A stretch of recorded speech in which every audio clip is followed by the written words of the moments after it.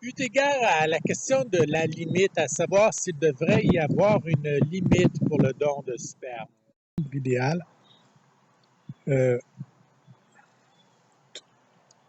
moi je pense qu'un grand nombre d'enfants c'est intéressant parce que ça permet aux enfants d'être en contact avec d'autres enfants. Ça crée un autre réseau. Victime de tout ça, c'est pas nous les mamans en tant que telles, mais beaucoup plus, je trouve, nos enfants.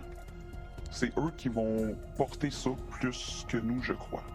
On va devoir leur dire à nos enfants qu'ils ont 50, 60, 70 demi-frères, demi-sœurs, quelque part. Et de vivre avec ça, c'est pas évident.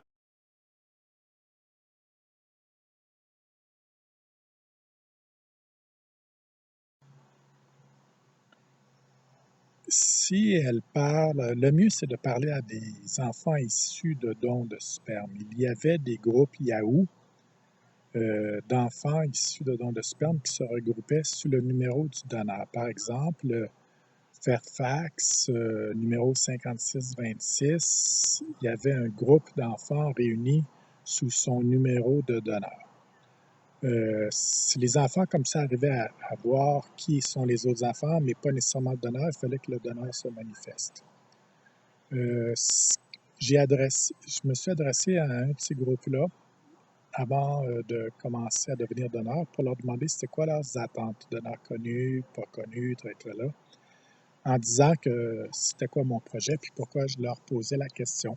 Puis eux autres m'ont dit qu'ils sont très intéressés à se connaître l'un l'autre. Ce genre de groupe-là, où est-ce qu'ils se rejoignent, où est-ce qu'ils se voient un l'autre, ça les intéresse énormément. Donc, je pense que les enfants ont un intérêt d'être capables de communiquer ensemble. C'est la raison pour laquelle je suis un donneur connu. Je suis un des vecteurs qui permet aux enfants de se regrouper, mais il y a d'autres façons pour les enfants de se regrouper. Ils peuvent aussi faire des tests génétiques, par exemple. Il y a des enfants qui se retrouvent grâce aux tests génétiques de 23 et moi, 23,5. Donc, il y a différentes façons pour les enfants de se regrouper. En ce moment, moi, mes enfants que j'ai fait par don sont assez bien regroupés. Il y a des parents qui se regroupent à cause de la préoccupation du nombre. Cependant, ça crée quand même cette super opportunité de regroupement-là. Les enfants sont encore assez jeunes, les plus vieux ont environ 14 ans, puisque j'ai commencé il y a environ 15 ans. Donc, c'est pas l'âge où est-ce que les enfants s'intéressent trop à voir les autres enfants. Ils sont eux-mêmes en questionnement sur leurs propres origines biologiques à cet âge-là, à 14 ans. C'est plus vers 30 ans, j'imagine, qu'on va commencer à être intéressés à prendre contact avec d'autres enfants. Mais le regroupement est là, puis je présume que ça va perdurer. Pour le moment, c'est un regroupement plus de parents, puis éventuellement, ça va devenir un regroupement plus d'enfants, ce qui est parfait.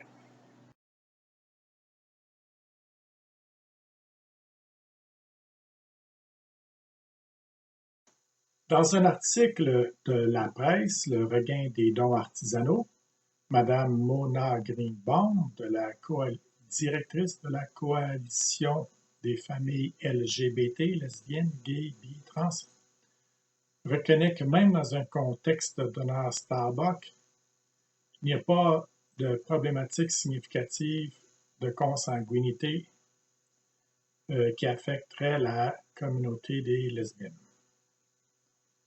Je présume que dans les rares cas où est-ce que problématique se poserait, c'est facile de résoudre ça avec des tests 23 et moi, ou bien avec un conseil génétique dans un hôpital comme Sainte-Justine.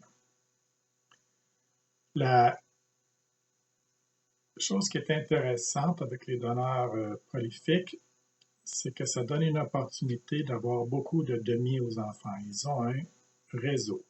Ce réseau-là est un grand gain et d'avoir à faire un petit peu attention aux problématiques de consanguinité est un petit problème. Donc, c'est beaucoup mieux d'avoir un grand gain qu'un beaucoup de petits problèmes de faire attention au moment du mariage.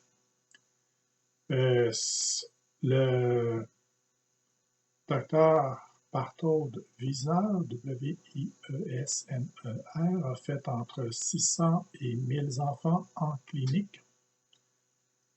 Puis ces enfants-là, à travers 23 mois, se sont retrouvés. Il a fabriqué, entre autres, il a contribué, entre autres, à Barbara Nguyen, qui aujourd'hui est contente d'être en contact avec 50 autres Denis. Un grand réseau de Denis permet de trouver des gens qui ont plus les mêmes affinités que nous. C'est une belle chose que je fais. Il y a des gens qui pensent que la quantité n'est pas bonne. Je pense que de faire des dons en quantité, c'est bon, c'est dans l'intérêt des enfants.